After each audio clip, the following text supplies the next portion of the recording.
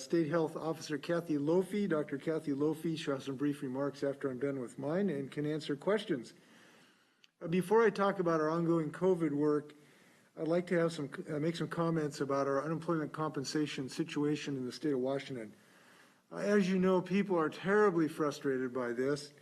We still have thousands of people who have not been able to have their claims processed fully in a timely basis. And their frustration is real and sincere and deep, and it's something I share. These folks have been waiting to either be paid or have their claims resolved, sometimes for months, and they're in very serious financial condition, many of them. And that's why the team at our Employment Security Department has been really working as hard as humanly possible to develop the systems that can process these claims as quickly as possible. I want to report there has been progress recently on this front. Folks who are in the queue waiting for processing of their claims were number 81,000. 81,000 people were waiting as of June 15th. That has been reduced to 37,000 as of Monday. Significant progress. We've also been able, the department has been able to resolve identification issues for more than 200,000 claims as part of our efforts to combat fraud. They did this with the help of the National Guard, which we're very appreciative of.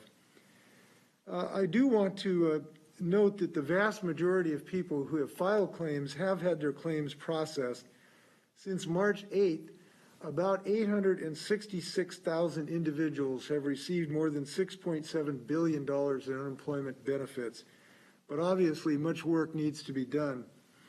I am in contact with the leadership in employment security very regularly. I know it consumes them. I know every day they've got some new idea about how to expedite processing, and that work continues.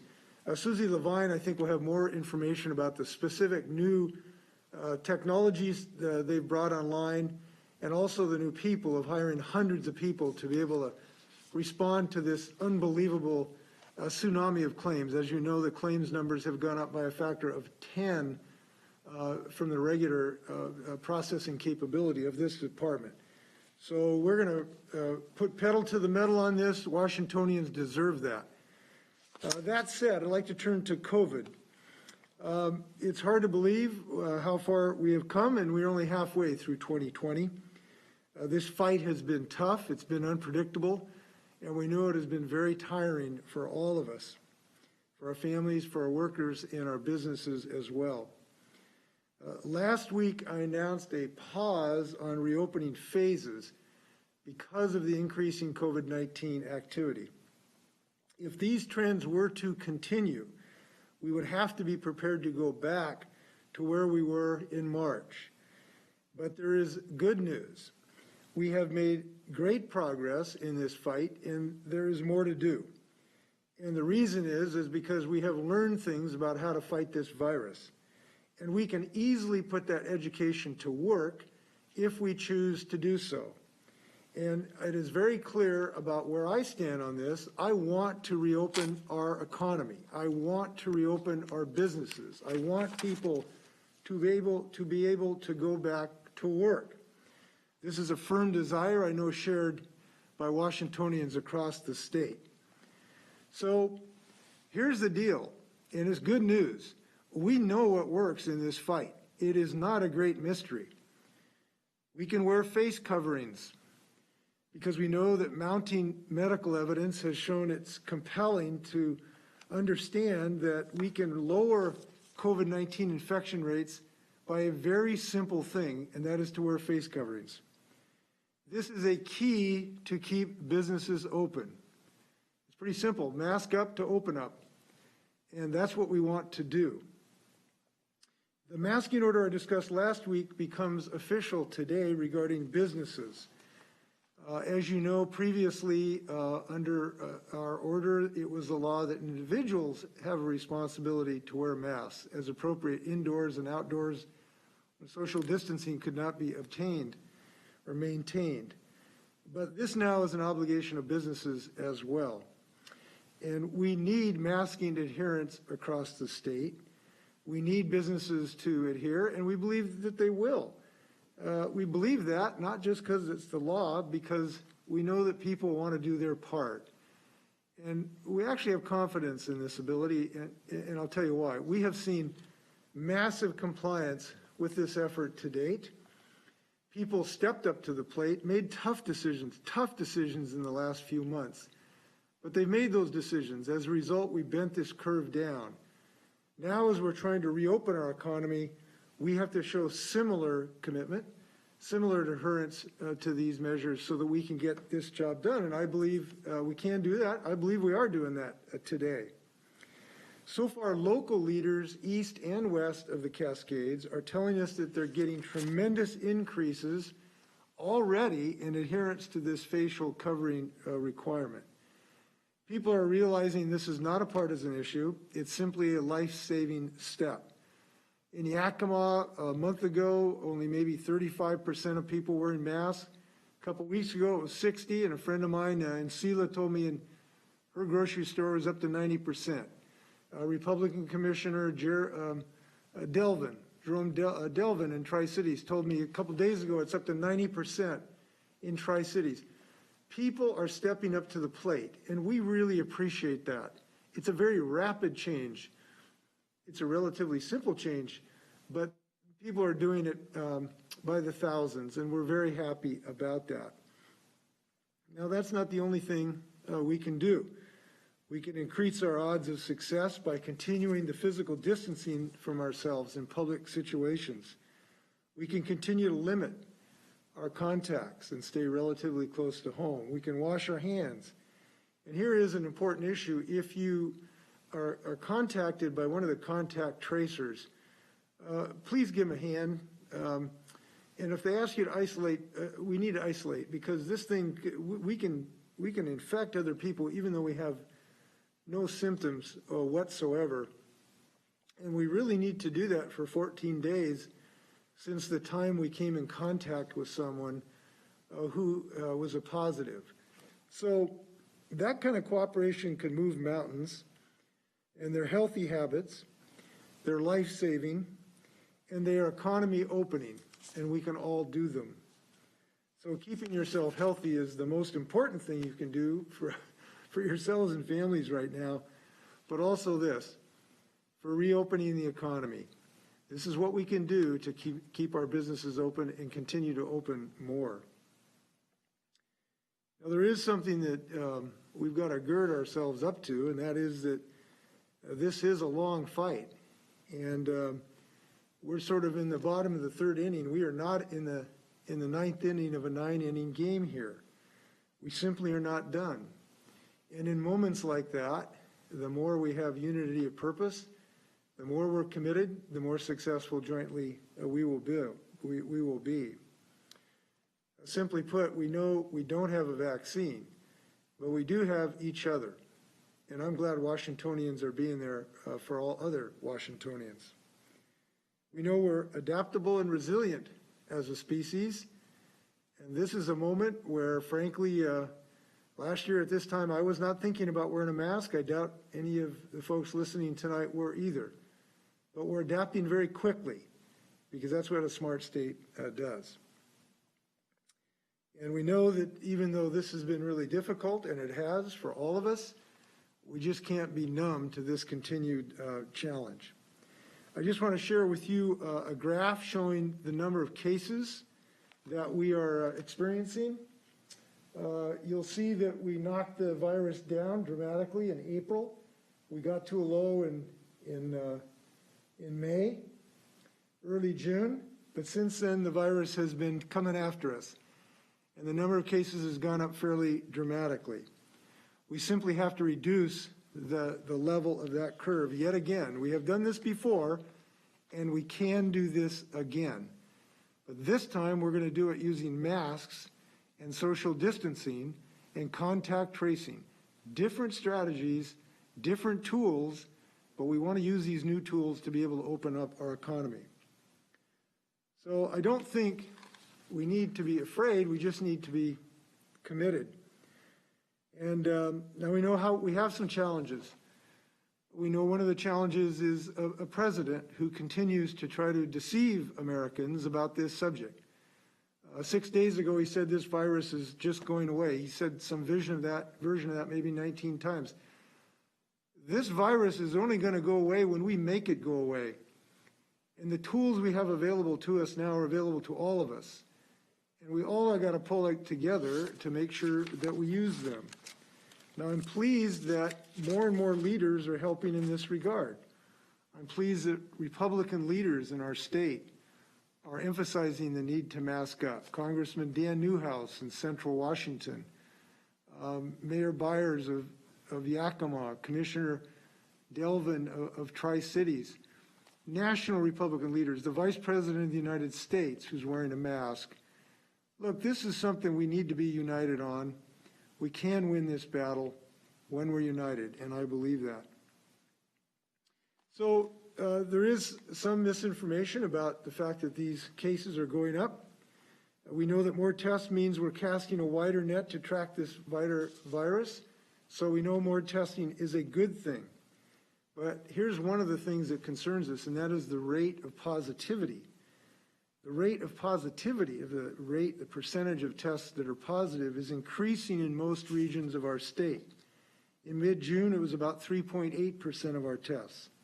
But for the last week of June, it's risen to about 5% and even higher in the last week.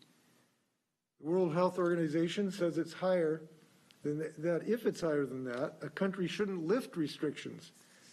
So we've got to keep that in mind. So we can accomplish lower positivity rates through more testing, not less. And so I'm glad we're doing more testing, because we know this. We do not want to go backwards. Washington's a forward-looking state. So we can't take what we've done for granted. We know we have very simple measures to fight this virus, and I'm very pleased people across the state of Washington are joining this fight.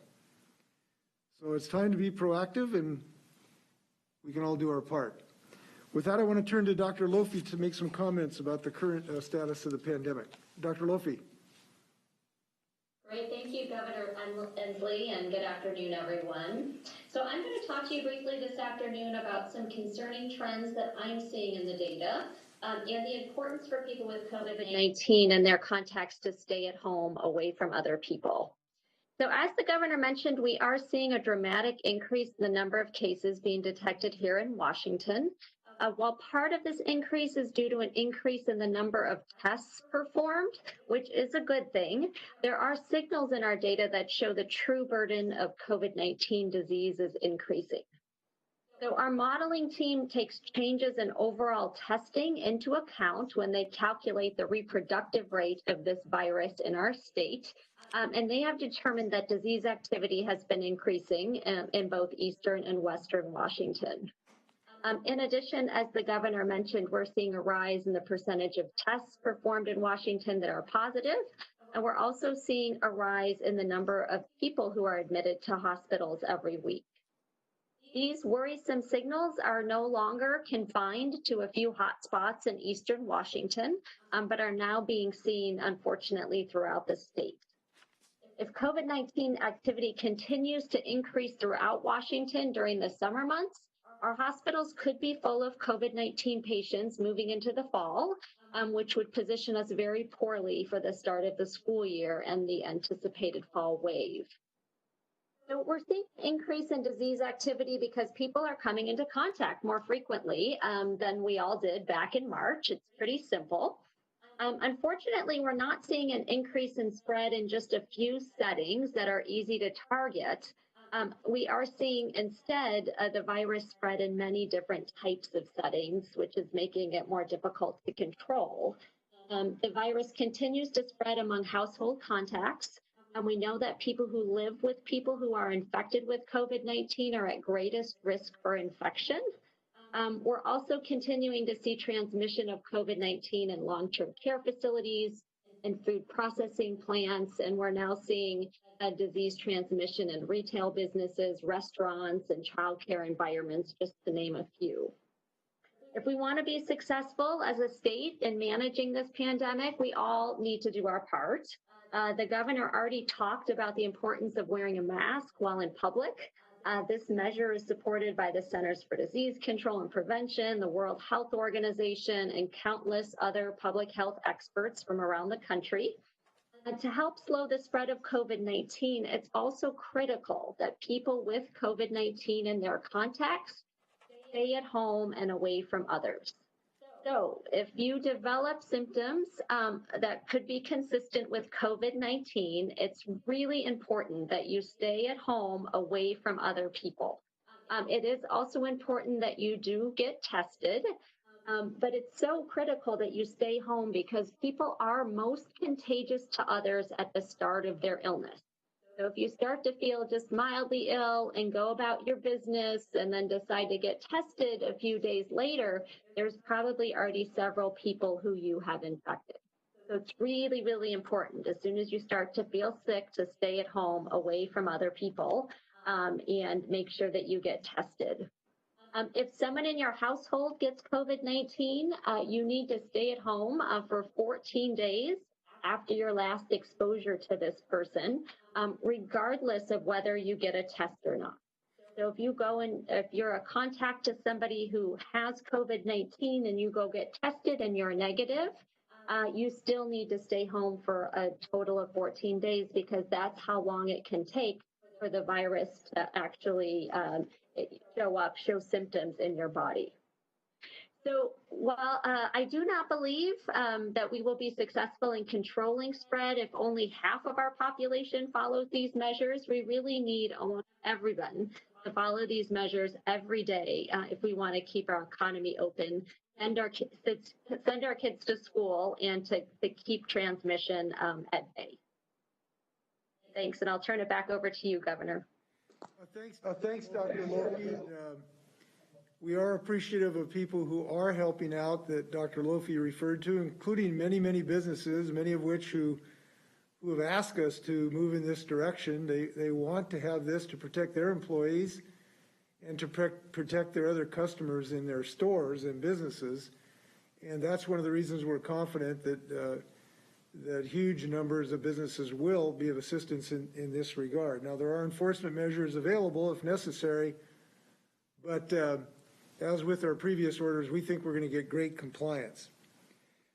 Before I take your questions, I wanted to make a comment about some other news. We've heard that the Trump administration wants to kick out of our colleges international students if their classes aren't in person.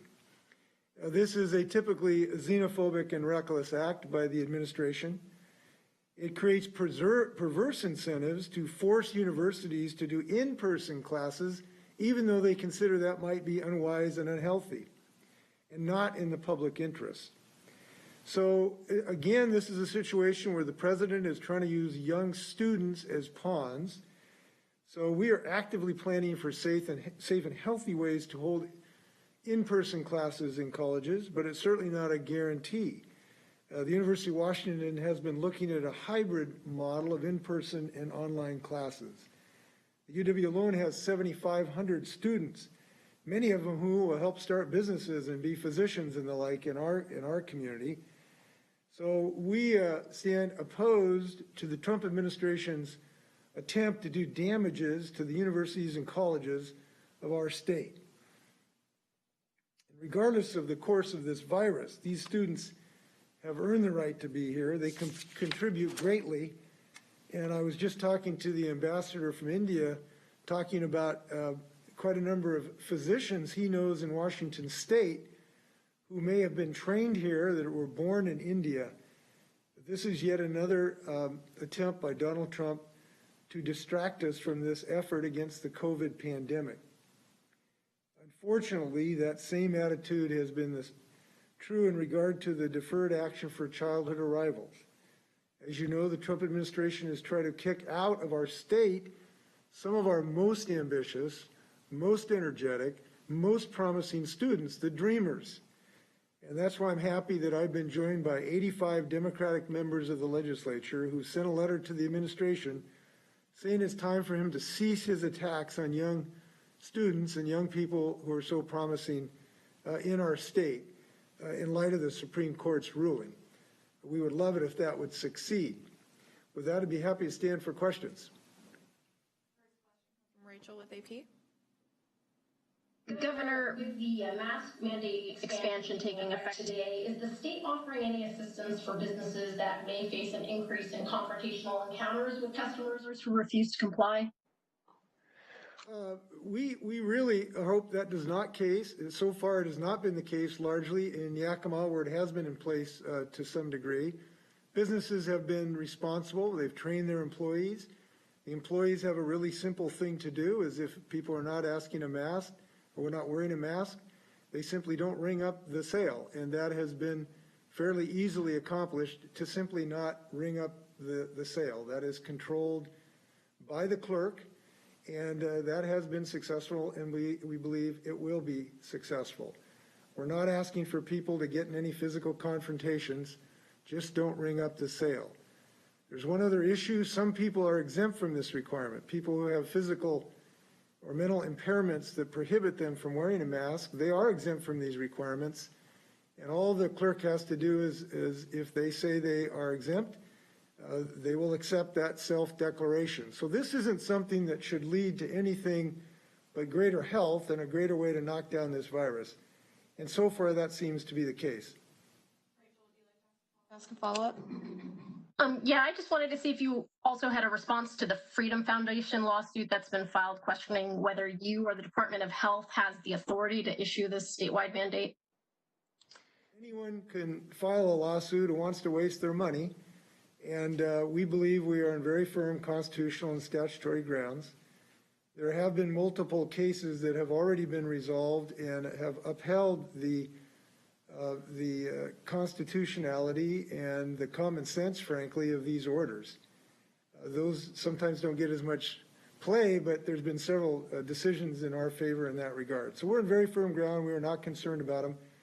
There's a lot of political gamesmanship going on in election year. You could chalk up these lawsuits to that endeavor. Next question comes from Austin with Northwest News Network. Hi, Governor. From your perspective, what has changed between March, when you did order people to stay home, and now, where we've got more cases showing up than we did, in April, and yet you're allowing the economy to continue to reopen and saying we can do this with masks and social distancing alone? What's changed?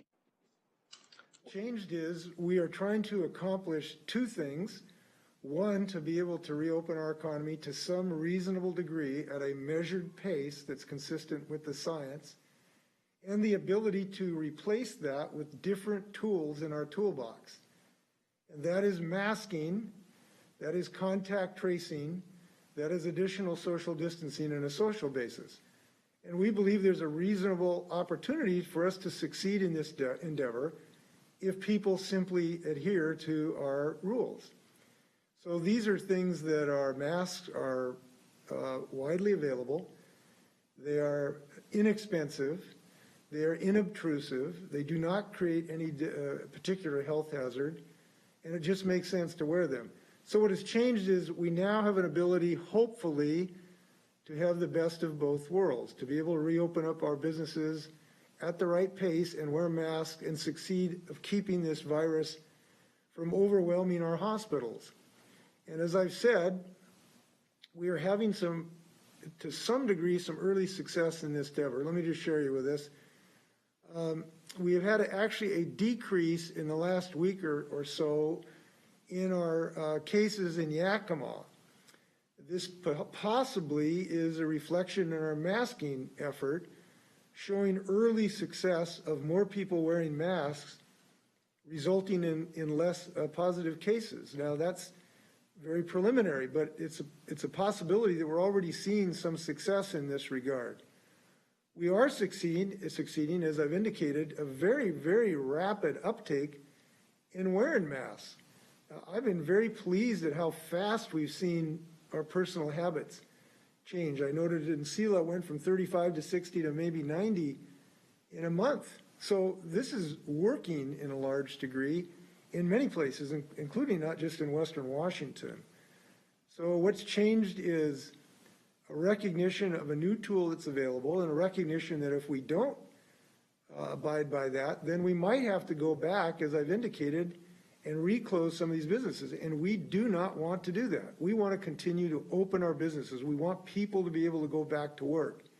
And that's why we're so committed to this effort that we can all be part of. Would you like to ask a follow-up? Just briefly for Dr. Lofi, can you explain, Dr. Lofi, why the state seems sort of stuck at about 20 tests per new case as opposed to the goal of 50 tests, I believe, for each new case during the prior week?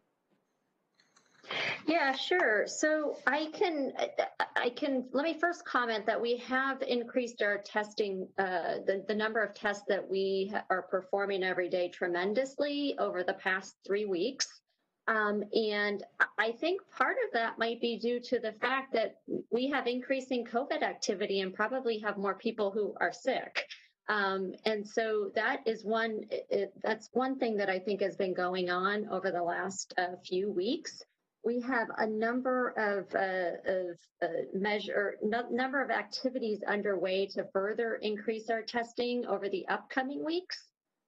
We this week are setting up 2 new drive-through test sites in Yakima, followed by 3 or 4 more test sites in the Benton-Franklin area, and are exploring different partnerships that we can have with some larger pharmacy chains to then really greatly, expand the ability for people, to get tested. We're also trying to continue to get the message out, which you all can help with, that anybody who has any symptoms, should be tested. And we sent some additional information out to our providers last week, emphasizing that they should be testing anyone who has even very mild symptoms and close contacts of individuals with COVID-19, even if they're symptomatic. So we're continuing to sort of broaden, who gets tested and, continue to build, set up different test sites throughout the state. And I think that our testing numbers are going to continue to climb in the next few weeks. Great. Next question comes from Joe at the Seattle Times, who's having technical difficulties, so I'll read it out. Given rising cases in other states that have reopened, as well as the rising cases in Washington, do you think enough state residents will follow protocols to make a difference without stricter stay-at-home restrictions going back into effect? Well, I believe, as I've indicated, already seen Washingtonians up in their game big time, and that's very, very pleasing. So we're going to continue with that aura of confidence and a can-do attitude because we've demonstrated it. We demonstrated it when we stayed home early in this pandemic. Now we're demonstrating it by increasing masking. So I believe we can do this. It takes a little bit of inspiration on occasion, and thus our order. But we have demonstrated what we can do as Washingtonians, and there's no reason to believe we cannot do this. This is within all of our grasp. And one of the things Trudy was saying that I find very accurate, that, when you're in a big endeavor, everybody can do their part. And here is something that everybody can do their part. You don't have to be a rocket scientist or a neurosurgeon or a millionaire. Everybody can do this, and it's unifying. It's something we can all pitch in together. It's something that, frankly, we can feel good about, that we're caring about each other. And right now, there's hardly anything more caring than wearing a mask.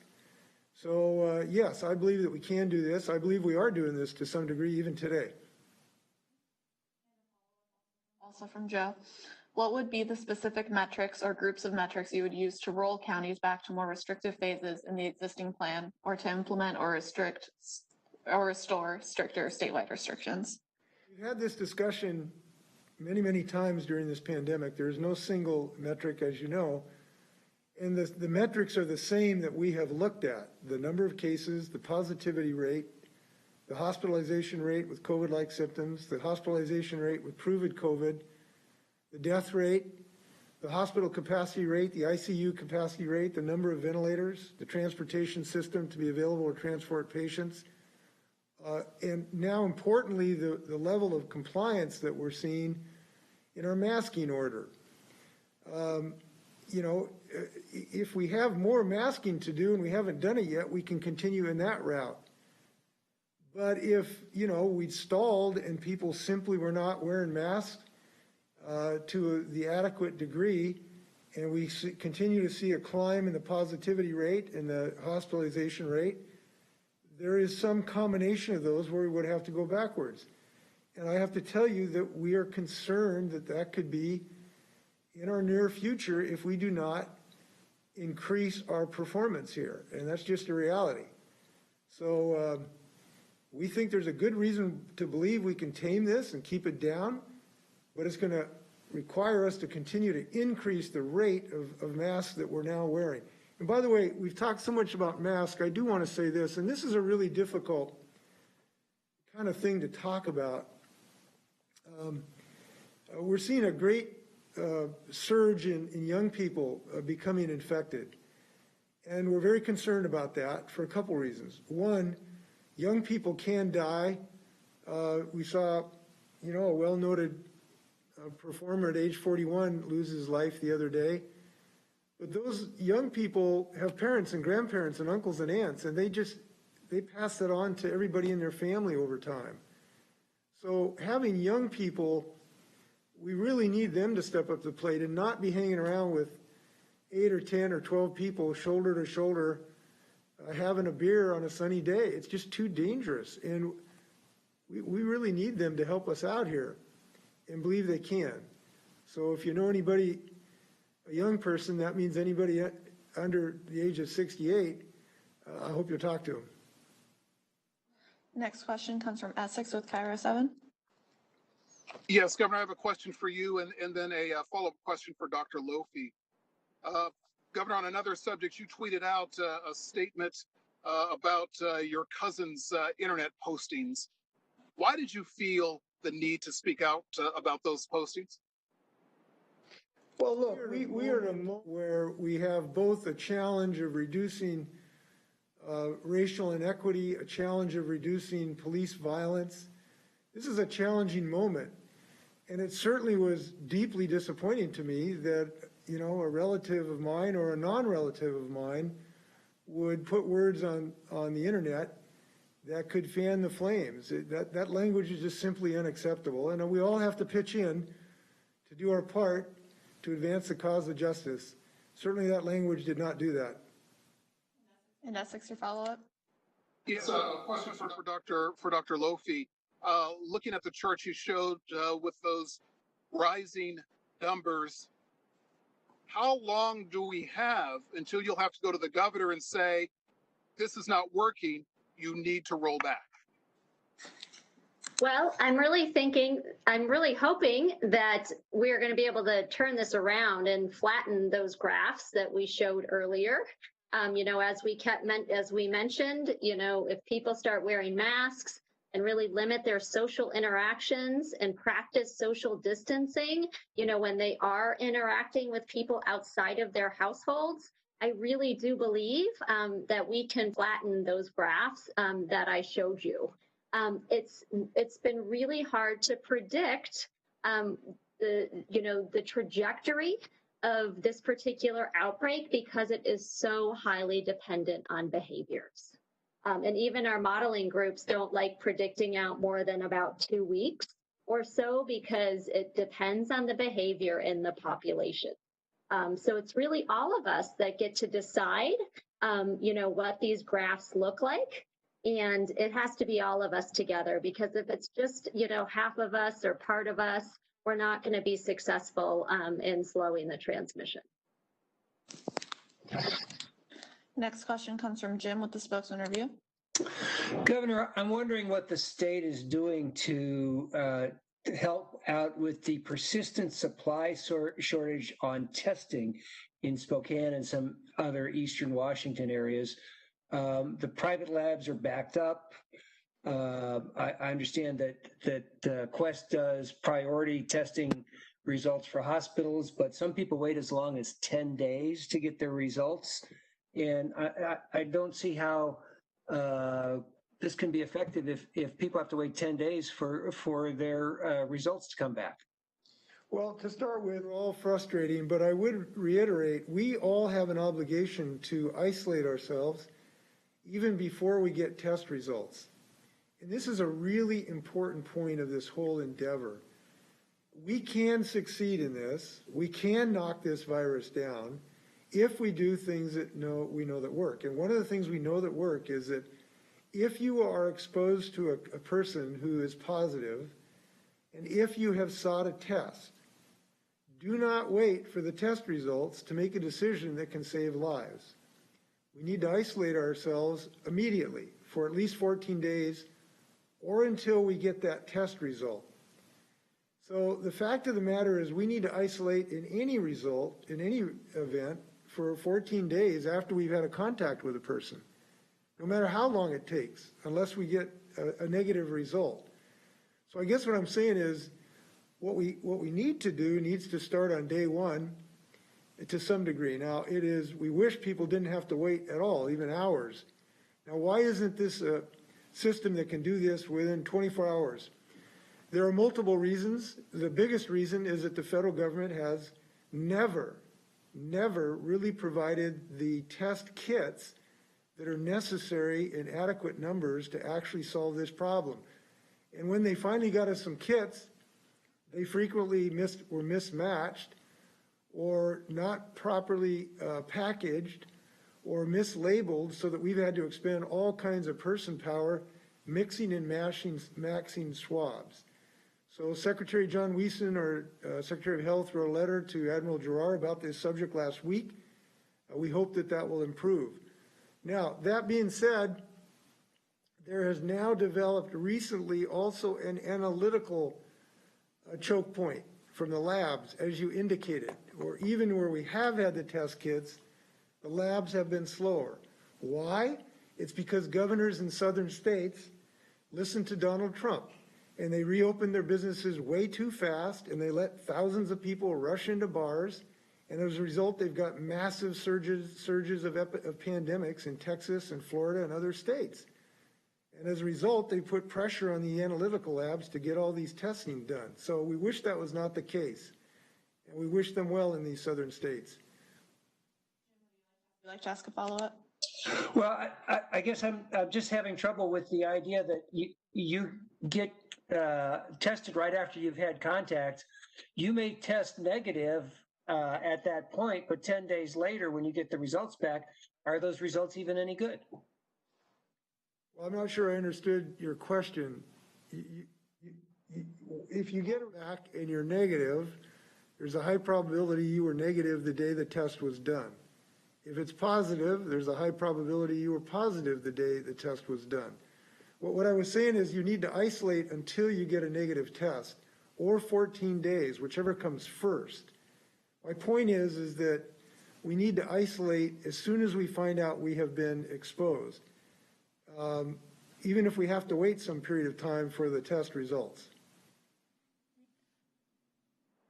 Yeah, this is Kathy. I can also add that we are working with 2 laboratories on the east side of the state, which would be high throughput laboratories, to help them, stand up their testing so that we would have even more capacity, than we have currently in the state. Next question comes from Chris with King 5.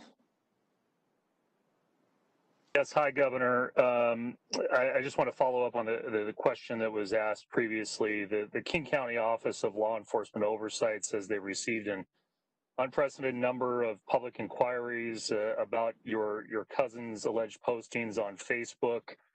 There is already a King County council member that is calling for his termination. Have you spoken to your cousin, Mike Brown, and would you encourage him to take any sort of action based on this investigation? I have not spoken to him, and I believe we all know there has to be a very thorough investigation. It is being conducted, to my knowledge, by the King County Sheriff's Department, and I'm not going to meddle in that investigation. The King County Sheriff's Department will make a decision based on the right thing to do here. Chris, would you like to ask a follow-up? I can ask a follow-up question that is unrelated to that, since you did cover unemployment insurance off the top, Governor Inslee. There are a fair amount of people who believe there should be changes at the top of that department. Do you still have confidence in the leadership in the Office of Employment Security? Well, there's been many, many changes to improve and try to catch up with this 10 times avalanche of claims. And I'm convinced that they're doing everything that is possible to increase the capacity of this system. And that's what we're designing this to do. We want to reduce the waiting time for people as far as humanly possible. These people have been waiting for weeks and months. It is a horrific burden on them financially. We understand that. I'm convinced that the department is doing everything humanly possible to deal with this. Unfortunately, there are millions of people across the United States in dozens and dozens of states who are experiencing basically the same thing. And the reason this happened is we got hit with the virus, and the number of claims went up by a factor of 10. And there is no system in the solar system that could go overnight to increase that capacity. So I am convinced that they are doing everything humanly possible, and I demand that they do that, because Washingtonians deserve that. Next question comes from Alexis with the News Tribune. For the governor or for Dr. Lofi, can you give a sense of how much cases at Joint Base Lewis McChord are affecting the numbers in Pierce County? Their case numbers haven't been publicly reported recently, but they're the county's largest public employer.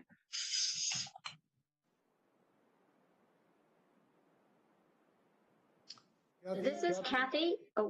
This is Kathy. I have not personally seen that data, so cannot tell you what proportion of the Pierce County cases that would account for at this point. Okay. Alexis, would you like to ask a follow-up? Yes. The state has released information on cases by occupation.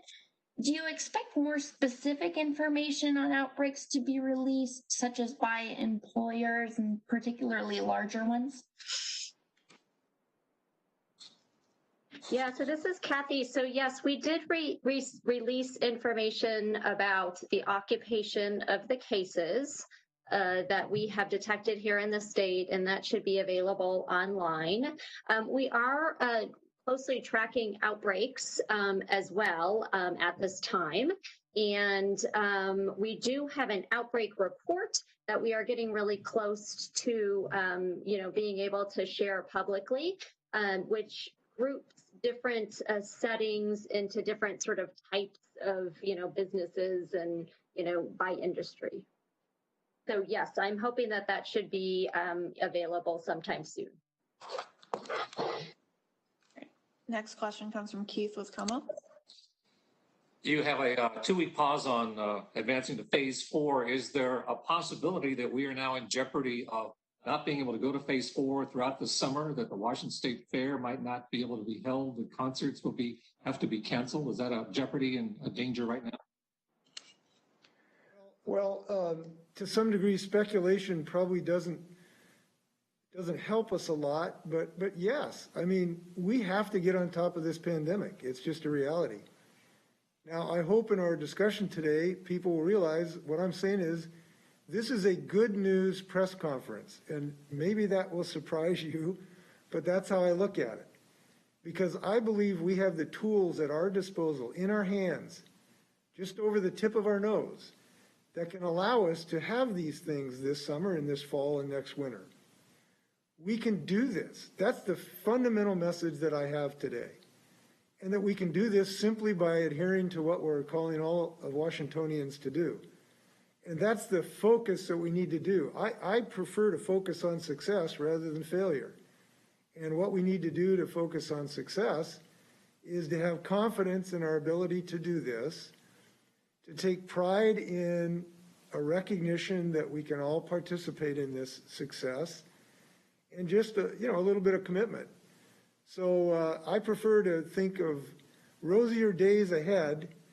I go for a walk once in a while in the evening. There's a house that has a sign on the front porch a few blocks from the Capitol that says, "Better days ahead." I believe that. And I believe that because more people are wearing masks today than they were a couple of weeks ago, and more people are going to wear them next week than they are today. And I believe that can bail us out of this real dark place we're in right now. So I consider this a good news day. Keith, do you have a follow-up? Yes, when all this started back in March, there was a hotline for people to call to complain about businesses that didn't shut down.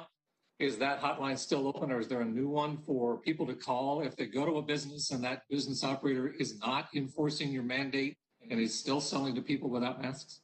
We do have a line in that regard. Coronavirus.wa.gov, that is available. We are very hopeful that businesses will continue their leadership. We've been very lucky. We've had a lot of really enlightened businesses that helped us early in this to help people do telecommuting and who made tough decisions regarding closing their businesses until we could reopen. And so we think we're going to get a lot of cooperation on this, but I do want to reiterate, this is a legally binding order. Businesses do need to comply. There are sanctions that are very expensive if they do not. So we don't want to have to go that route. We hope that our can-do attitude will continue in the state of Washington. Next question comes from Jerry with the Everett Herald.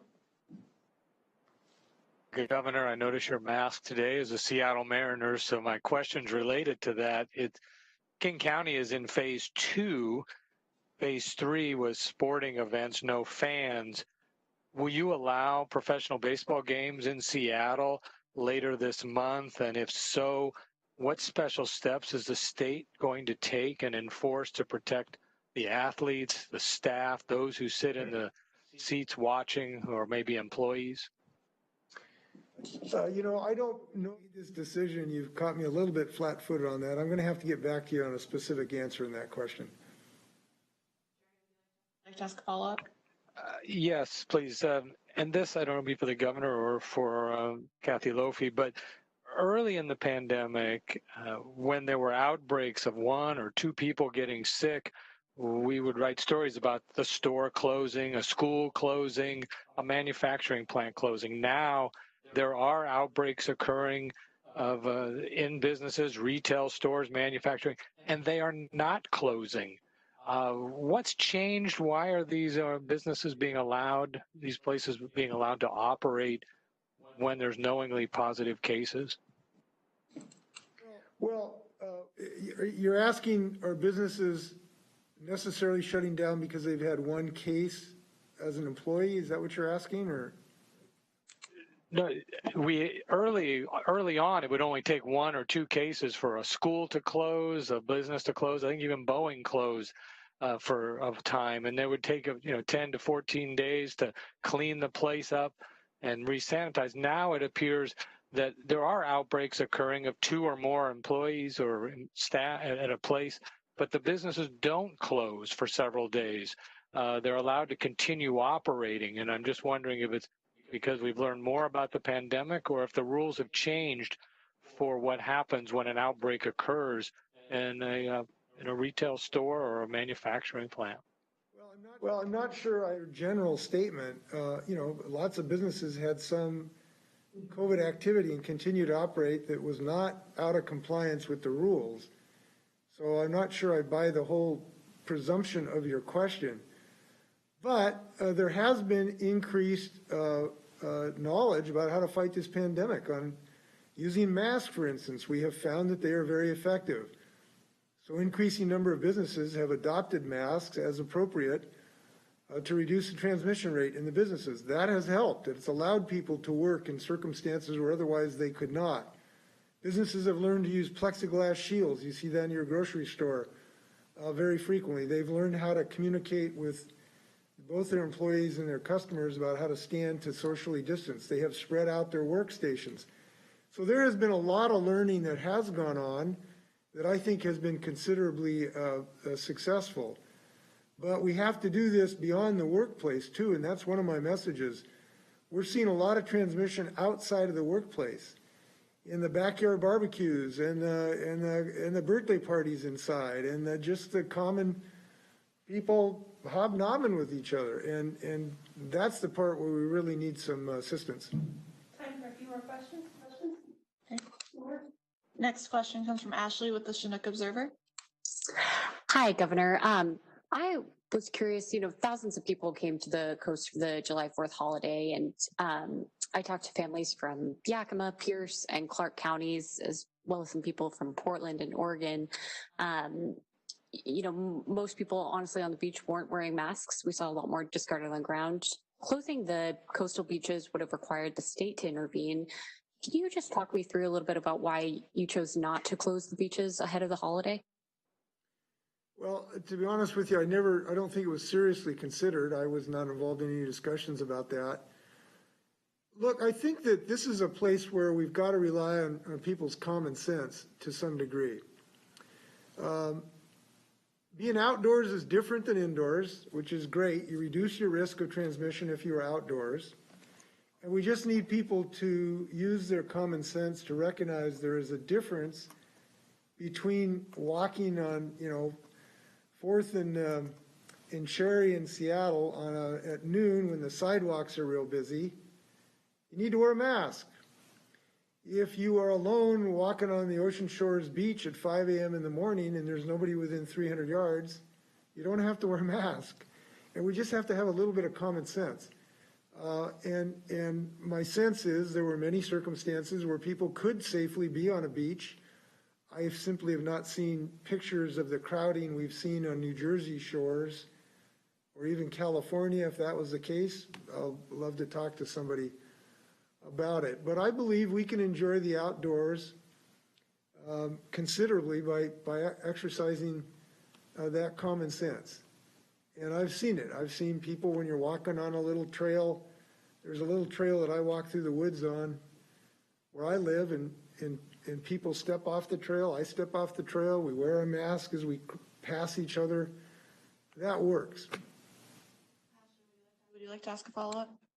Yeah, my follow-up question was kind of off of whoever spoke from the Everett Herald. How is the state ensuring businesses don't try to minimize possible outbreaks by not doing mass testing after an employee tests positive for COVID-19? We had a seafood process worker test positive, and close contacts were reached out to by public health nurses, but the actual business didn't do mass testing of its employees to make sure that more people weren't infected. Is there a way that the state's monitoring that or looking at that? Yes. Local health departments have the legal ability to require that testing in an employer who has those positive tests. So they could be ordered by the local health department officials to do that. And that's under state and local law. So that technique is available. And we are in contact with local officials across the state, talking to them about when it is appropriate to do that kind of work. Kathy, would you like to address that or add anything? Yeah, I think I'll just add that every outbreak response is a little bit different. We start our outbreak response by, trying to figure out who's sick in the facility, figuring out who the person had close contact with. Every physical layout of every business is a little bit different, and sometimes people may only expose the individuals within the part of the business where they work, and they don't have any contact with other people that work in the business. So all those questions are looked at when we do outbreak investigations. There have been businesses that have been closed, to do broad testing throughout the whole business. So that is still occurring. I think that maybe you just don't hear about them in the media quite as much as we used to.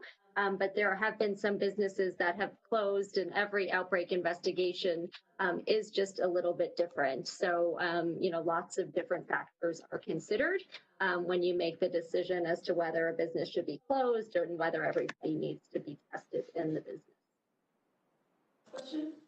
Final question comes from Mayor with KXLY. Hi, Governor. What's your response to people who say this face mask mandate is unconstitutional and an abuse of your emergency powers? Well, we have a really good way of answering that question, and that is our court system. And the court system can answer that question, and all of the decisions that I have made have been challenged so far.